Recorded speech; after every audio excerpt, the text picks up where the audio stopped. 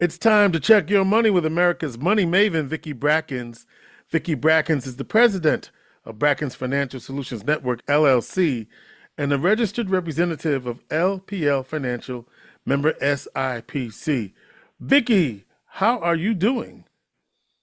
It's the real me, George. I was going to say, I think this is your first visit.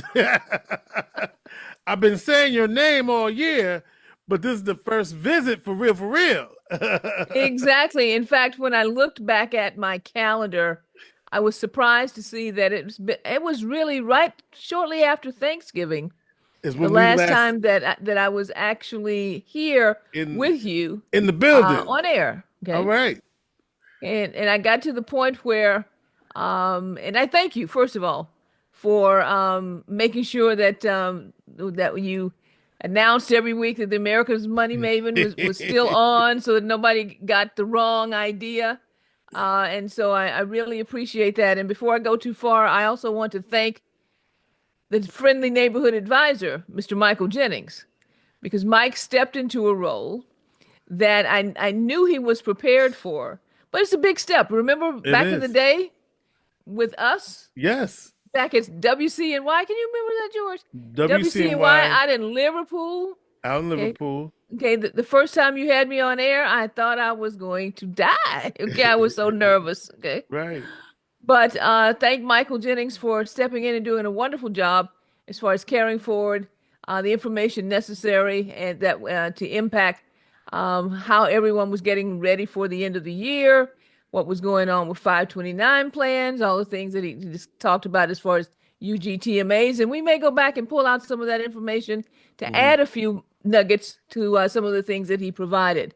And I also want to thank my team because I took some time off. This is the longest time period, George, that I have taken off since, in fact, since my honeymoon when Earlene and I got married back in 2011 and went to South Africa. And speaking of Africa, while I was away, you went to Africa too, right? Yes. I mean, there's a lot of things that have taken place since I was last here.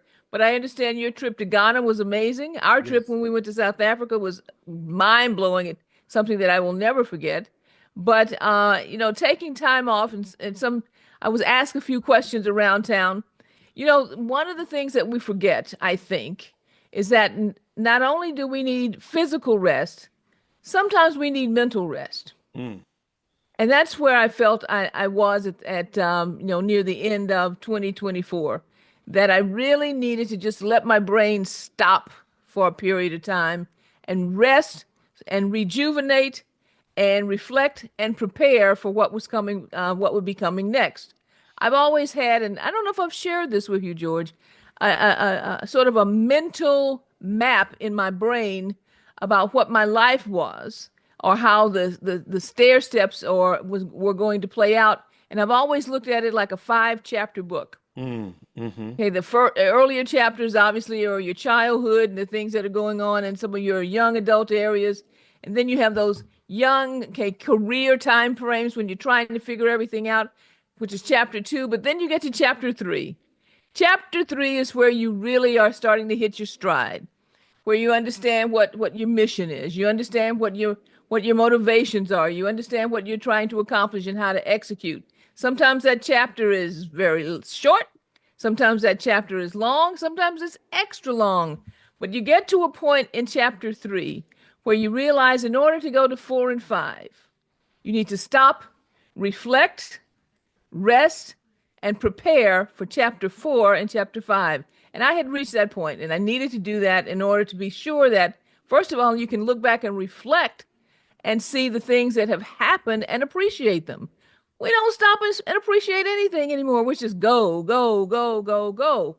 And secondly, I wanted to make sure that in that reflection, we could see where the seeds had been planted and how to nurture those seeds for the next 2 chapters to come, which are the next chapter is in when we get to chapter 4. And I think I'm really at the tail end of 3, getting ready to enter 4. But chapter 4 is usually about transfer, Mm.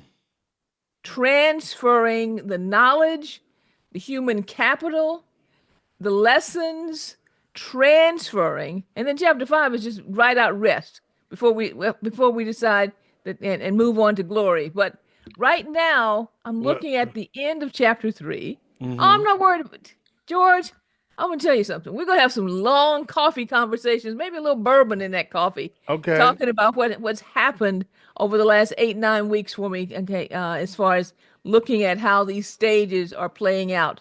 But right here at the end of chapter 3, I have to stop and say, when I looked back and reflected, and also looked at the forward as far as the transfer process or transfer possibilities on those seeds, you were there. You were there in the room when I started this conversation, when Umia had its Christmas party. Mm. And I reflected on the fact that I was looking across the room and I saw Victoria Coit. And I saw Mr. Littlejohn, young Jared, okay, excuse me, Cameron Littlejohn. Cameron, yes. Cameron, okay, and was looking at all of the young people that in a lot of cases, I mean, when I say they were young, some of those young people were like kindergartners, Right.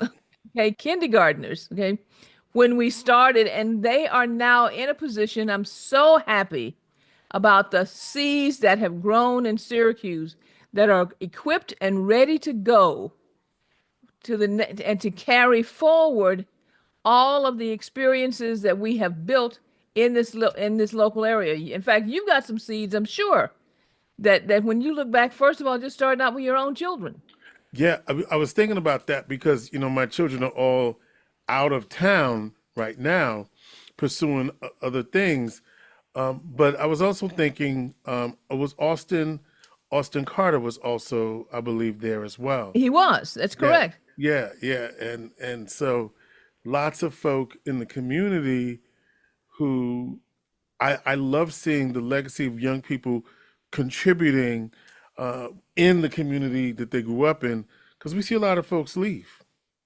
Yes, okay. And that And doesn't mean they even can't but leave, but just the right, idea. but Yeah. even in their leaving, they are carrying a seed that was planted in them here in Syracuse, Right. and they are moving and transferring that influence to another community to grow in that community. And we never know which community is going to transfer one of their seeds to us. So I don't take it as a loss anymore. I used to look at it as a loss. I look at it as a multiplier going forward. So that's what really was going on. So I'm in, like I said, I'm in the latter part of chapter 3. There are probably some people right now who are listening who are also in their latter part of chapter 3, because I know, okay, based on all the things that are happening around town and some conversations that I've had, that we're all starting to feel a little bit slower. Get up in the morning and things hurt a little bit more. Okay. But there's an urgency. There is an urgency to get the work done. And that's really where I am right now. Okay. I mean, Well, in that, yeah, I was going to say, yes. and this week told us everything, right? I mean, it's only been a few days, Vicky, and this president, anyway. So the work has to continue because it's, Okay, the work has to continue. yeah, So that's a nice transition for me. Thanks, George. Okay, you pull me right back into reality here. So I want to say, first of all, because I've been asked questions about what does this all mean? yeah, And there are so many things relative to, I'm going to focus on business issues right now. There's so many things relative to business issues that are unwinding in front of us, that, okay, the best thing that I can say at this point in time. In fact, did you follow? Let me back up for a second. Although I was gone, key members of my team and I were working together to create what we called a transition roadmap. So we produced 10 weekly look backs as far as what was happening in the market activity in comparison to 216, in comparison to 224, so it's a that we great, could see if there were any patterns mm-hmm, that were unfolding that we should make everyone aware of as far as the market activity was concerned. One of the things that we have now noticed is that there was a different maturity in the activity that's happening going forward than there was in 2016.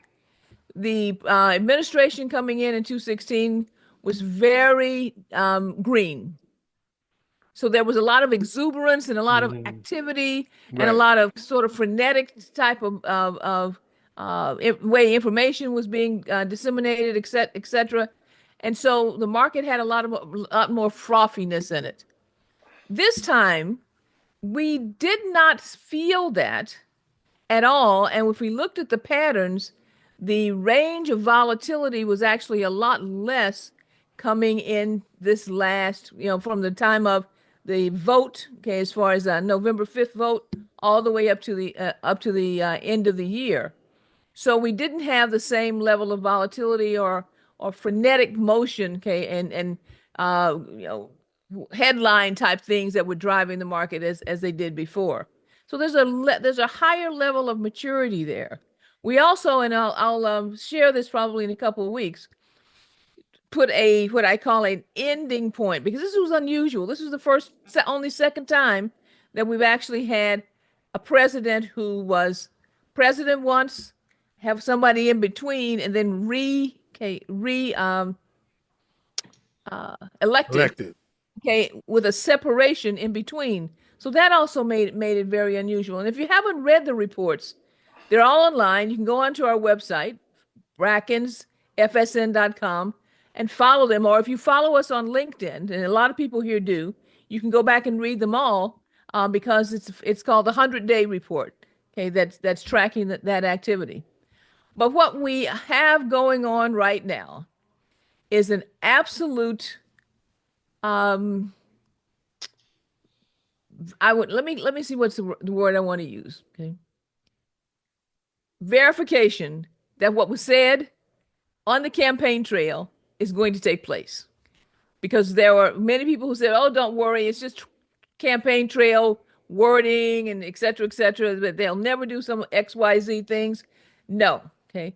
Definitely looks like, based on what's happened as far as the 100 executive orders that have been signed so far, that those things that were touted on the campaign trail are actually going to be implemented. But what I will also say is this: as far as your money is concerned, here are the things that I would be cautious about. One, and we say it all the time, have extra cash. Make sure your liquidity is in order. Make sure that you have a game plan in case there's a disruption in your cash flow. What disruptions are possible? I'm not saying they're absolutely going to happen, but are possible based on some of the things that we're seeing. One of them is the fact that the debt ceiling was not raised. We're not talking about that at all. We're talking about all the things as far as immigration, the energy policies, all those types of things as far as DEI, all very important things. But the debt ceiling not being raised by Congress is going to create, if it hasn't happened already, is going to create stress in the financial system, and it has to be taken care of immediately, because already Janet Yellen, who is still the head of the Treasury, is making sure by hook and crook that there's enough money in the system for bills to be paid for and for us not to default. We cannot default on the debt. If that happens, then we are going to have definite strain in the economy and definite strain in the market. So make sure you are liquid in case that happens, because we actually crossed the level of being in a debt crisis on Tuesday. On Tuesday. Okay. We'll see if we get a vote, okay, between now and next week. All right. Here's the second thing. I call it following the bouncing ball. Follow the money. What did you notice, George, about the money at the inauguration? Follow the money. Well, you had the billionaires sitting up front ahead of the electeds. What did that tell you? The electeds and the appointees. The three richest men in America, Zuckerberg, Bezos, and Musk, three of the richest men in America, front row and center. Three richest men in America, front row and center, representing what industries? Tech. Tech. Okay. And shortly after that, $500 billion was signed into an order in order to create a tech enabled growth process in Texas in AI. So I would say follow the money. Make sure you understand what's happening in the tech industry. The tech industry is going to drive, remember we talked about this, what, 3, 4, 5 years back? The Industrial Revolution history. We are in a new revolution. There is no doubt about it. Between AI and chips, the tech industry is in charge, and it was visibly shown to us during the inauguration.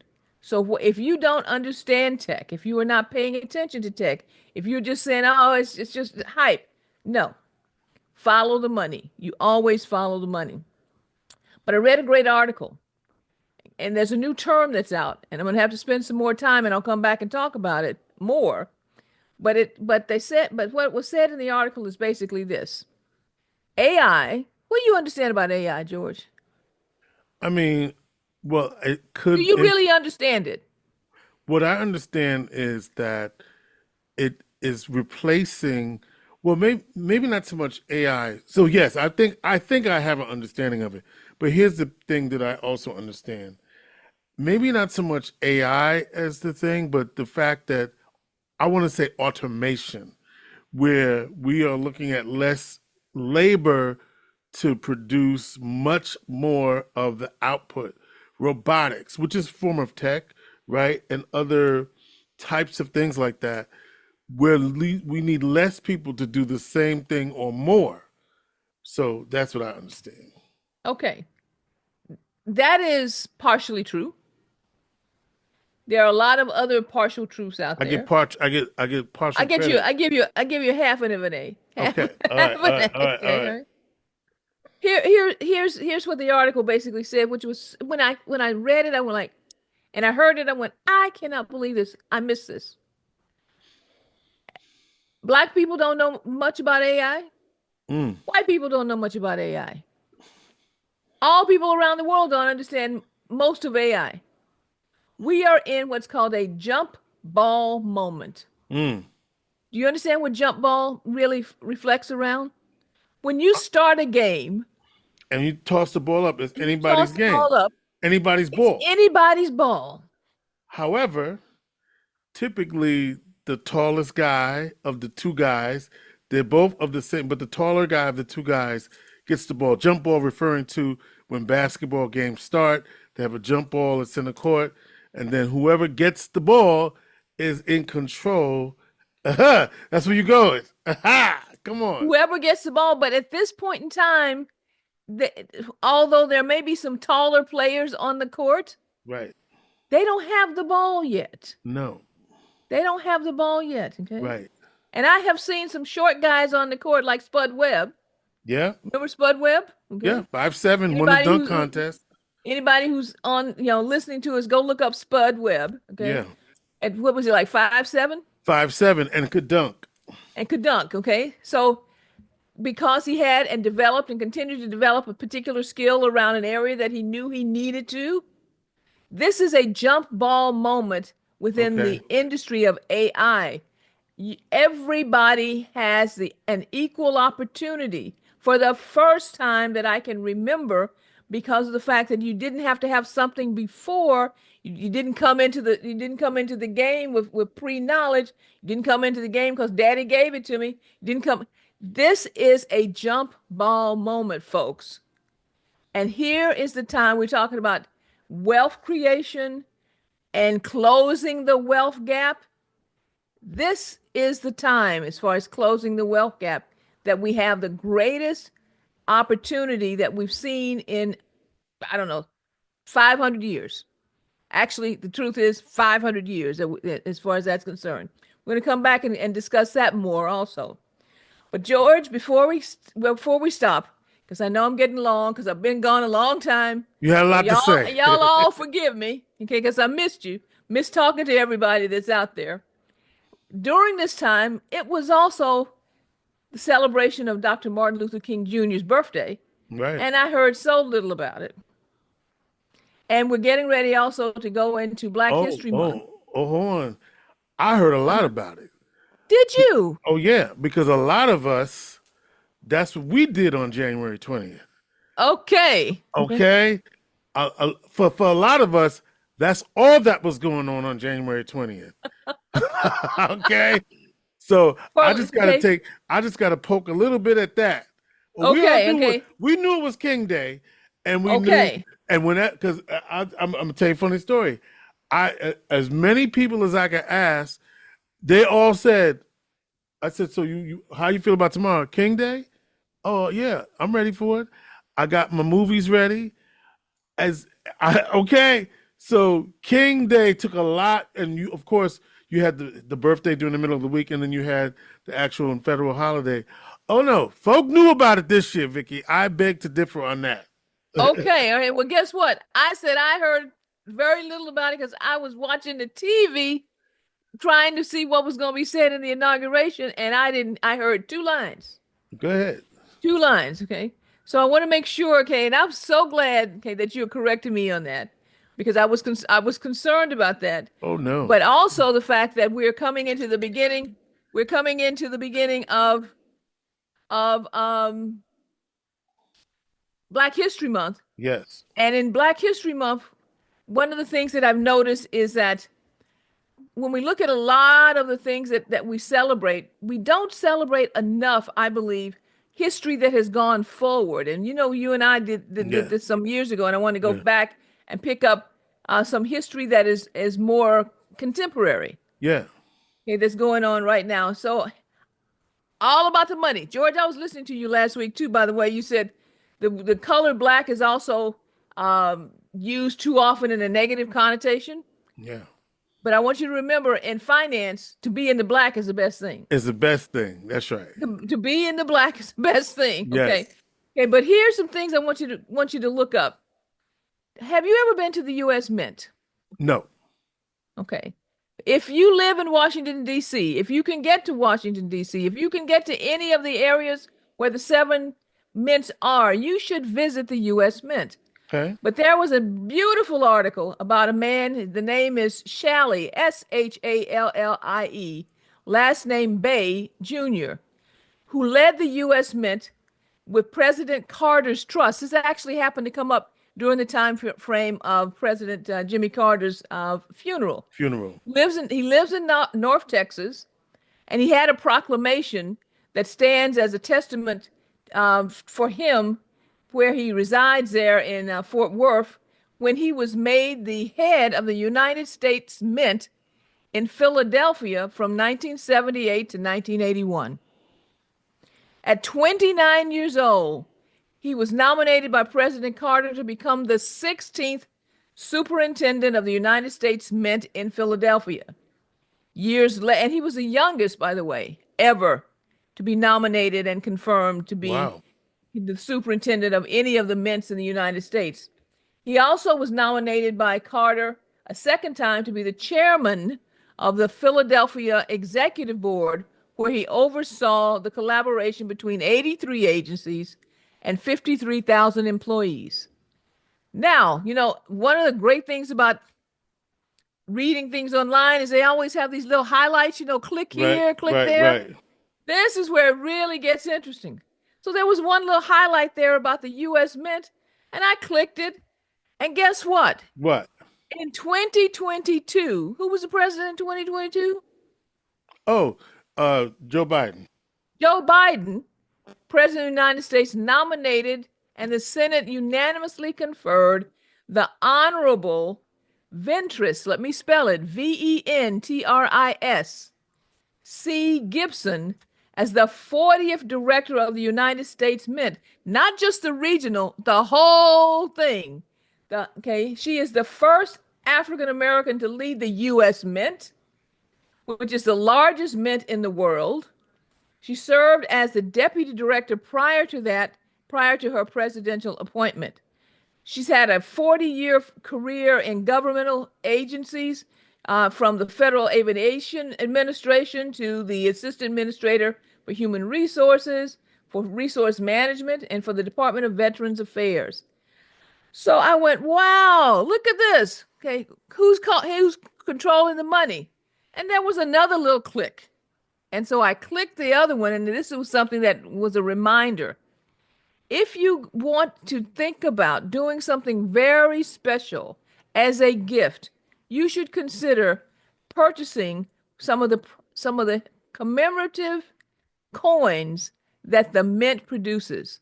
And there's a full African American section of coins that have been produced that I bet you probably don't even know about, George. Don't know. No, I don't. Okay. One of them being there for what I call another hidden figure, and that is a coin for another hidden figure. Her name is Raye, Raye Montague. Raye Jean Montague. She was an American naval engineer. Okay. She was credited with creating the first computer-generated draft for U.S. naval ships. Now, she created the draft, a black woman, by the way. She was a female first program manager for all ships for the U.S. Navy. And she started her career because she was a mathematician. They wouldn't let her actually participate in creating and designing ships. And all the engineers got sick one day. And they needed something done. And Raye said, I know how to do that. Because she had been watching, because they wouldn't let her actually do it. Right. But she had been watching and observing, and she now became the director of, and ended up creating the first computer-generated draft for U.S. naval ships. But there's all kinds of coins there, Ida B. Wells, Dorothy Height, an entire series, and they're beautiful, beautiful. But the one that I love most, and I know it's a little expensive, but I'm going to try and put it on screen. I know that those people who are listening to us can't, but when you look at it online, you'll see this. And that is, here we go.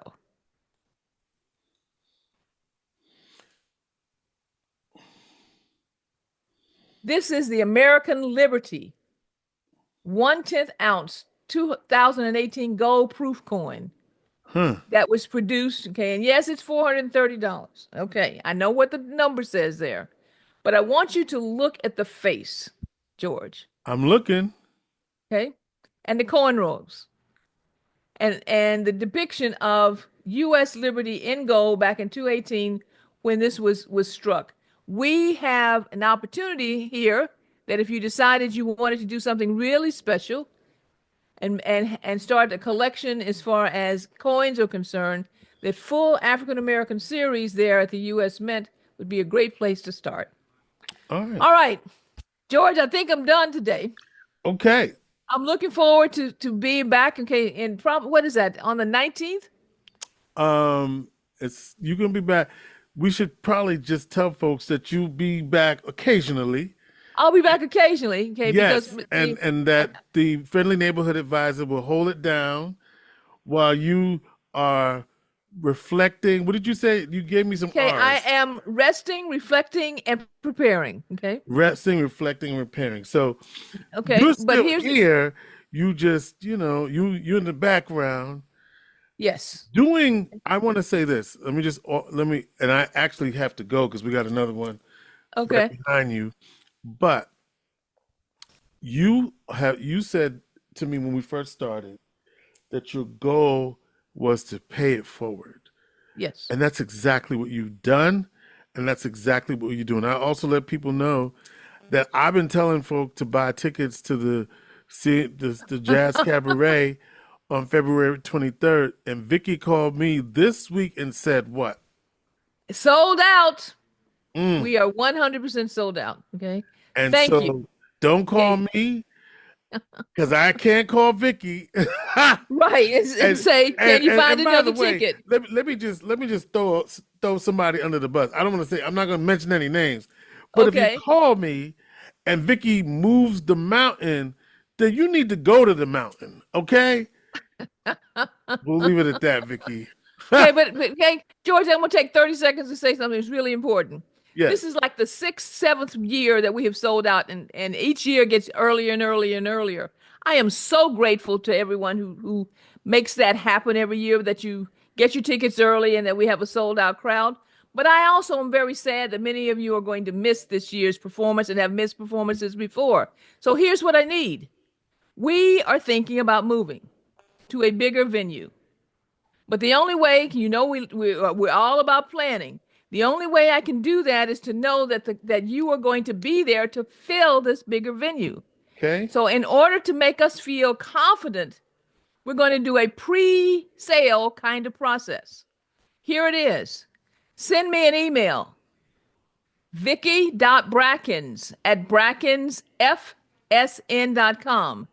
And all you have to do is say, I'm in for 2026. Okay. I'm in for 2026. That will give us a pre-head count, so we know that we feel very confident, because unfortunately we can't. There's not like a baby step venue. You go from where we are to kind of big. Kind of big. Okay, kind of big, and we really need to be sure that we can fill the kind of big going forward. All right, George. We're sold out. Looking forward to the 23rd. And if you have any questions, give us a call at 315-930-4499. Subscribe and share. And also subscribe to our new newsletter, Eyes on the Week Ahead. If you go into LinkedIn, you'll see that, Eyes on the Week Ahead.